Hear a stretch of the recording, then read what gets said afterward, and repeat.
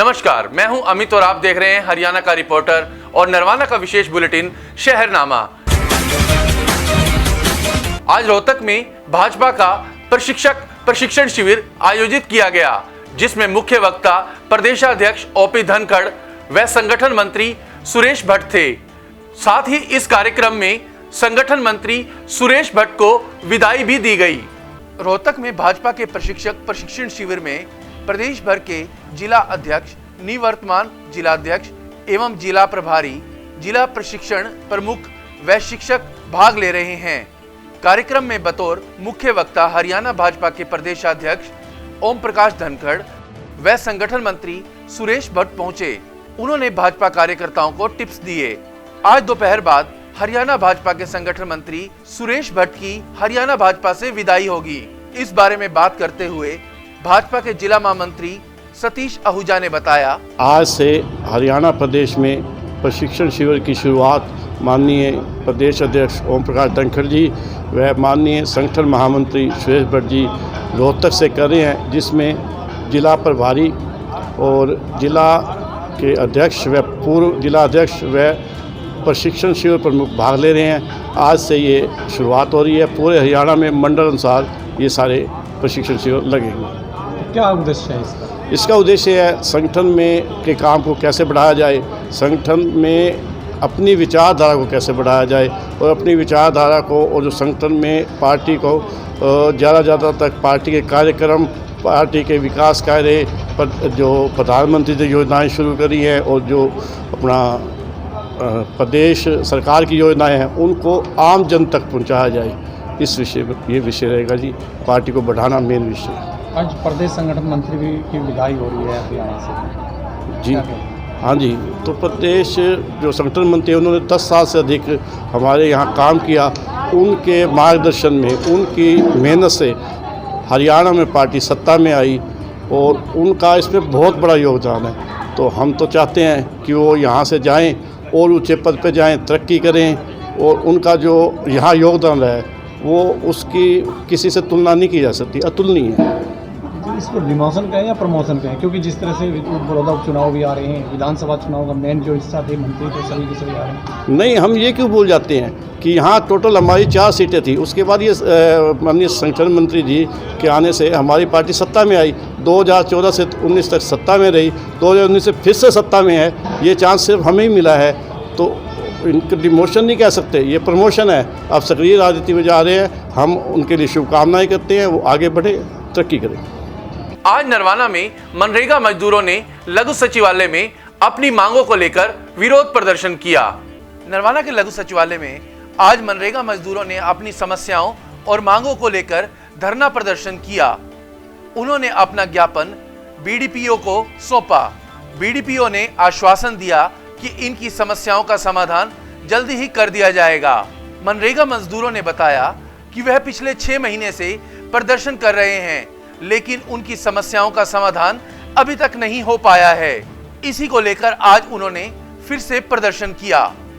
नमस्कार, मैं नवीन, हरियाणा का रिपोर्टर में आपका स्वागत है। दोस्तों, नरवाना के सेक्रेटरीट में है लघु सचिवालय में, यहाँ पे मनरेगा के मजदूरों के द्वारा प्रदर्शन किया जा रहा है और डीएसपी ऑफिस है उसके सामने प्रदर्शन कर रहे हैं। क्या इनकी मांग है, क्या इनकी समस्या है, इनसे जो मजदूर है मनरेगा के, इनसे ही बात करते हैं।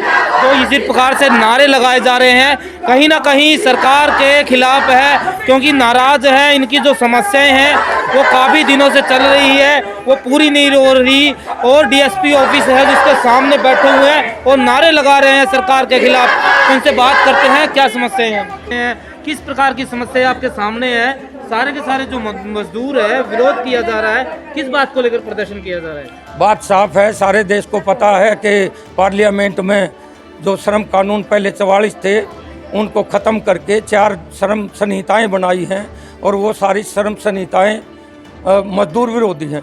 हमारी मांग है, सरकार को बहुत लिख कर दे दिया, विस्तार से बता दिया, पर्चे निकाल दिए, श्रम संहिताओं के बारे में बता दिया कि इनके क्या दुष्परिणाम होंगे देश के लिए। हम उसको बहाल करवाने की, श्रम कानूनों को ख़त्म, जो श्रम संहिताएं हैं उसको ख़त्म करवा के मजदूर पक्षीय कानूनों को बहाल करवाने की मांग करते हैं। दूसरी बात हमारी है कि जो किसान विरोधी बिल लेके आई है सरकार, जिसमें जो मंडी को बंद करने का प्रावधान उसमें साफ दिखाई दे रहा है, एमएसपी उसको मिलेगा नहीं, ठेकेदारों की प्रथा जो है वो बढ़ेगी, से कॉरपोरेट हाउस को ज़्यादा लाभ होगा। हम उसको यानी कि वापस करवाने की मांग कर रहे हैं। और जो कर्मचारी अब तक जो मांगे नहीं मानी, तो ये ऑल इंडिया का जो 26 तारीख का प्रदर्शन है, हड़ताल है, ये इसी मामले में है कि कर्मचारी, मजदूर, किसान और वो सारा का सारा परेशान है इससे। आज रोहतक में भाजपा प्रदेशाध्यक्ष ओपी धनखड़ ने एक प्रेस वार्ता को संबोधित किया, जिसमें उन्होंने कृषि कानूनों, बड़ौदा उपचुनाव में मिली हार व अन्य कई मुद्दों पर बातचीत की। भाजपा प्रदेश के 300 मंडल के 30,000 कार्यकर्ताओं को प्रशिक्षित करेगी। यह जानकारी भाजपा प्रदेशाध्यक्ष ओम प्रकाश धनखड़ ने दी। वे मंगलवार को रोहतक में पार्टी कार्यकर्ताओं की कार्यशाला को संबोधित कर रहे थे। बाद में पत्रकारों से बातचीत में उन्होंने बताया कि भाजपा हरियाणा के नए प्रभारी विनोद तावड़े व सह प्रभारी अन्नपूर्णा देवी 25 नवंबर से प्रदेश के नेताओं के साथ बैठकों का दौर शुरू करेंगे। भाजपा प्रदेशाध्यक्ष ने 3 कृषि कानूनों के विरोध में पंजाब में किसानों के आंदोलन पर भी प्रतिक्रिया दी। उन्होंने आरोप लगाया कि पंजाब के मुख्यमंत्री कैप्टन अमरिंदर सिंह वहां की अर्थव्यवस्था को बर्बाद करने में जुटे हुए हैं। वहीं ओम प्रकाश धनखड़ ने बड़ौदा उपचुनाव में हार और कई अन्य मुद्दों पर भी प्रतिक्रिया दी। हमारे 300 मंडल हैं, 300 के 300 मंडलों का प्रशिक्षण होगा। हर प्रशिक्षण में शिविर में लगभग 100 मंडल के प्रमुख कार्यकर्ता उपस्थित रहेंगे। इस तरह से 30,000 कार्यकर्ताओं का प्रशिक्षण आगामी 1.5 महीने में होने वाला है, जिसकी शुरुआत हमारे मंडल अध्यक्षों के प्रशिक्षण से होगी। और मंडल अध्यक्षों के 3 प्रशिक्षण शिविर हरियाणा को 3 हिस्से में विभाजित करके कुरुक्षेत्र, हिसार और गुड़गांव में रखे गए हैं। इसमें 300 के 300 मंडल अध्यक्ष उपस्थित रहेंगे। जिला अध्यक्ष, जिला प्रभारी, पूर्व जिला अध्यक्ष, ऐसे सब प्रमुख लोग भी उपस्थित रहेंगे। इन प्रशिक्षण शिविरों में पार्टी के सभी वरिष्ठ नेता वो प्रशिक्षण देने के नाते जाने वाले हैं। मैं स्वयं इन तीनों शिविरों में रहने वाला हूँ।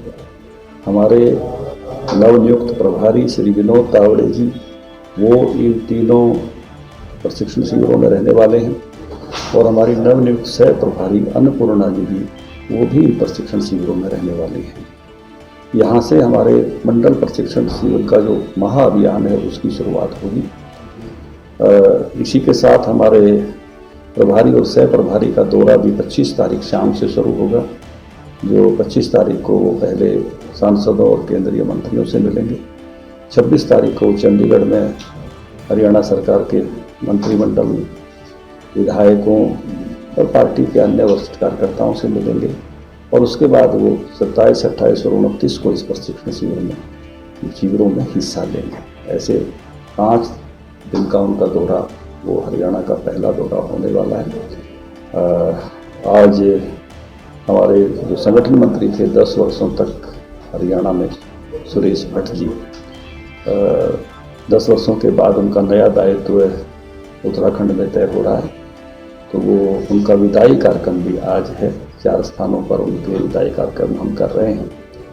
आज रोहतक में है, कल गुड़गांव में है, परसों हिसार में है और 20 तारीख को पंचकुला में है, जिसमें मुख्यमंत्री जी भी सहभागी होंगे। मैं भी पंचकुला पुनः विदाई समारोह का कार्यक्रम। पहली बार एक मुख्यमंत्री मैं देख रहा हूँ जो अपने प्रदेश की इकोनॉमी को तबाह कर रहा है, केवल और केवल अपने चुनावी लाभ के लिए। वहाँ DAP नहीं पूछने दी, वहाँ यूरिया नहीं पूछने दी, वहाँ के जो अनाज उठने चाहिए थे वो नहीं उठने दिए, केवल और केवल राजनीति के लिए एक प्रदेश की इकोनॉमी को तबाह होते हुए मैं देख रहा हूँ। ये पंजाब में बहुत ही दुर्भाग्यपूर्ण स्थिति है। तीनों कानून किसानों के पक्ष के हैं और ऐच्छिक हैं, कोई जबरदस्ती थोड़ी लागू कर रहा है। किसी ने उन कानूनों से लाभ लेना है तो लो, ना लेना तो ना लो। कोई कानून किसी किसान पर उसको जबरन फिर फसल बेचनी पड़ेगी? नहीं, उसको जबरन किसी से के साथ समझौता करना पड़ेगा? ऐसा थोड़ी है। मर्जी की है, कोई लाभ लेना चाहता है एक वैकल्पिक व्यवस्था की गई है, रेल पहले से जाती है, एक नई बस चला दी, जिसको रेल में जाना रेल में जाओ, बस में जाना बस में जाओ, मंडी पहले की तरह से चलेगी, एमएसपी पहले की तरह से रहेगा। डायरेक्ट मार्केटिंग का एक रास्ता दिया है, जिसमें अपनाना है अपनाओ, नहीं अपनाना है अपनाओ, केवल और केवल अंदेशे के आधार पर। कोई संदेशा नहीं है, संदेशा तो पॉजिटिव है, संदेशा तो भारत सरकार का, मोदी जी का ये है, मंडी यूं ही चलेगी, एमएसपी यूं ही बढ़ता रहेगा, ये डायरेक्ट मार्केटिंग के लिए। लेकिन हमको अंदेशा है, और अंदेशे के आधार पर आंदोलन खड़ा करना बहुत ही दुर्भाग्यपूर्ण बात है। इसमें मैं देख रहा हूं कि एक पार्टी अपने राजनीतिक भले के लिए एक प्रदेश की इकोनॉमी को तबाह कर रही है। लेकिन फिर आप समझा क्यों नहीं पा रहे हैं सर? नहीं, हमने अपनी तरफ से हरियाणा में तो बहुत किसानों तक ये बात पहुंच गई है कि ये केवल कांग्रेस पार्टी की नोटंकी है और इससे फालतू कुछ नहीं है, राजनीतिक बेनिफिट के लिए। शैलजा ने तो चंडीगढ़ में गवर्नर हाउस के दरवाजे पे ही कह दिया था कि किसानों के कंधे मिले हैं तो हम बंदूक क्यों नहीं चलाएं। सीट वर्षों से कांग्रेस के पास थी और उन्हीं के पास रह गई। कोई बहुत बड़ी मैं नहीं कह सकता कि कांग्रेस की कोई उपलब्धि है। और भारतीय जनता पार्टी जो है नंबर 2 पर थी, अब नंबर 2 पे है। फिर से उसने अपनी वोटें भी बढ़ाई हैं, लगभग 12-13 हज़ार वोटें हमने जो है 12 हज़ार से अधिक वोटें जो है फालतू दी हैं पिछले चुनाव से। अच्छी परफॉर्मेंस पार्टी ने दिखाई है, इसलिए मैंने पार्टी के सारे कैडर को, योगेश्वर दत्त को बधाई भी दी। लेकिन मुझे एक बात के लिए जरूर खेद है, अफसोस है कि योगेश्वर दत्त जैसा अच्छा जो उम्मीदवार था, योग्यतम उम्मीदवार था हरियाणा में, खेल जगत का एक चमकता हुआ सितारा है, वो विधानसभा नहीं पहुंच सका। और कांग्रेस पार्टी के नेता कबड्डी के, ये कुश्ती के प्रदेश अध्यक्ष बनते हैं और कुश्ती के सबसे योग्य पहलवान को पहुंचने का अगर बाधा बनते हैं, वो भी एक दुर्भाग्यपूर्ण बात है। अच्छे लोगों को तो वॉकआउट देकर भी पहुंचाया जाता है। कांग्रेस ने वहाँ केवल अपनी, जिसको मैं कहूँगा कुछ लोगों ने अपनी निजी राजनीति के लिए एक अच्छे खिलाड़ी को पहुँचने से रोका। और इसलिए मैंने कहा कि ये घटना अभिमन्यु के वध के समान है कि कभी गौरव सेना भी अभिमन्यु के वध पर गौरव नहीं कर पाए, देश का इतिहास भी नहीं कर पाया। इसलिए कांग्रेस भी कभी शायद इस विजय पर कभी गौरव नहीं कर पाए। नरवाना के रेलवे रोड के दुकानदार बिजली विभाग द्वारा तारों को ऊंचा न किए जाने से परेशान हैं। उन्होंने आशंका जताई है, यदि तारों को समय रहते ऊंचा न किया गया तो कोई अप्रिय घटना हो सकती है। नरवाना के रेलवे स्टेशन पर बिजली विभाग की वजह से आम आदमी की जान जोखिम में है। कारण तारों का ऊंचा ना होना है, जिसकी वजह से कभी भी कोई हादसा घट सकता है। रेलवे स्टेशन वाले रोड पर तारें नीचे लटक रही हैं। यहाँ से लोडेड ट्रक और ट्राले जाते हैं और इन तारों के टूटने का डर रहता है। स्थानीय दुकानदार भी इन तारों को लेकर काफी परेशान हैं। उन्होंने कई बार बिजली विभाग को इन समस्याओं के बारे में अवगत करवाया है, लेकिन उनकी समस्या का समाधान अभी तक नहीं हुआ। रेलवे स्टेशन पर यहाँ पर लोगों की जान खतरे में है। बिजली डिपार्टमेंट के द्वारा यहाँ पर जो तारें हैं वो ठीक नहीं की जा रही है। इन्होंने कई बार कंप्लेंट दी है, उसके बावजूद भी कोई ध्यान नहीं है बिजली डिपार्टमेंट का। जो यहाँ के आसपास के लोग कहते हैं जी कई बार यहाँ हादसे होने के पूरे चांस भी हो चुके हैं और जो गाड़ियाँ जाती हैं हमें डर रहता है अगर गाड़ी इसके अंदर फंस गई, ये तारें टूट गई तो कहीं ना कहीं यहाँ पर जान भी जा सकती है, किसी व्यक्ति, किसी औरत, किसी बच्चे की जान भी जा सकती है। ये छोटी दिवाली वाले दिन ट्रक वाला आया तो इन्होंने क्या किया, ट्रक वाले के अगर हाथ लगा देता या कहीं जान जोखिम में जाती तो उसके बाद यहाँ कोई बिजली विभाग का कोई डिपार्टमेंट ने बहुत बार कहा कि वहाँ ठीक कर दो, जय सबको कहा, सबको कहा, एसडीओ साहब को, पर यहाँ कोई वो नहीं है। मतलब आपने शिकायत दी थी उनकी? हाँ जी। अच्छा, दिवाली वाले दिन हादसा हो, छोटी दिवाली वाले दिन, छोटी वाले दिवाली के दिन यहाँ पर हादसा हो गया होता तो हाँ बच गया। तो ट्रक वाले ने गाड़ी भगा ली तो कहीं जान नहीं जा सकती है सीधा स्टेशन। तो ये तारें बिल्कुल टाइट होनी चाहिए। लेकिन ये तारें मेरे ख्याल में 8 या 10 फुट पर है।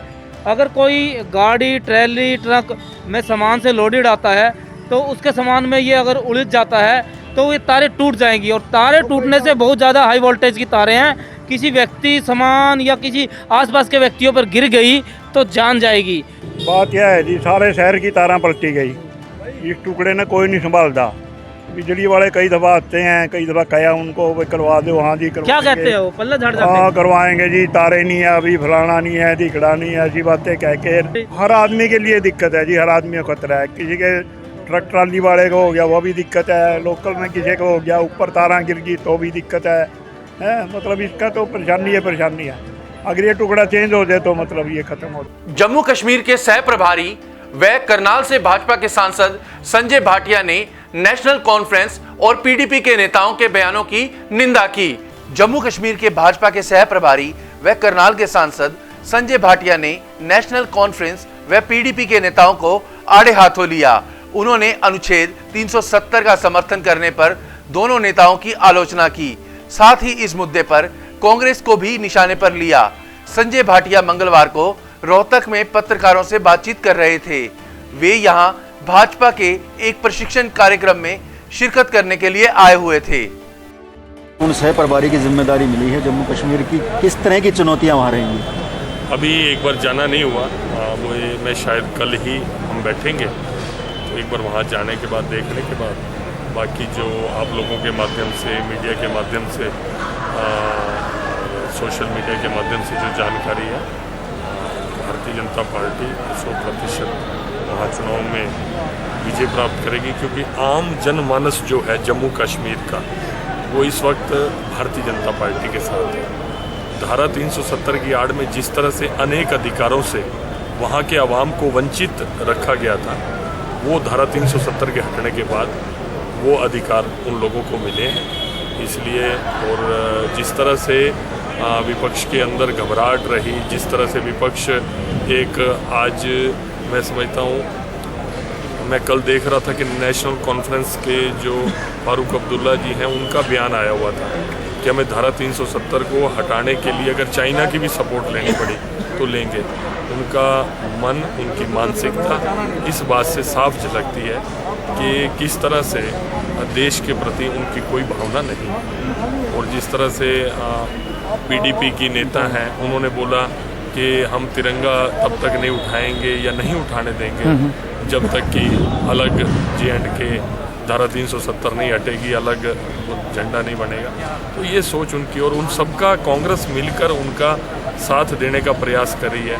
और एक जो गुप्त कर जो इन्होंने एक संगठन बनाकर चुनाव लड़ने का फैसला किया, मैं समझता हूँ कि वो देश हित में नहीं है और जनता इस बात का उनको इस चुनाव के अंदर जवाब देगी। अच्छा, पीडीपी और ये नेशनल कॉन्फ्रेंस इस तरह अलगाववाद की बातें क्यों करें? कौन सी ताकतें इनके पीछे? ये उनकी भावना है ऐसी, और मैं समझता हूँ उनको सही जवाब मिलेगा इस चुनाव के। तो हरियाणा के रिपोर्टर में आज के लिए बस इतना ही। लेटेस्ट अपडेट्स के लिए आप हमारा YouTube चैनल हरियाणा का रिपोर्टर व Facebook पेज हरियाणा के रिपोर्टर को भी देख सकते हैं। नमस्कार।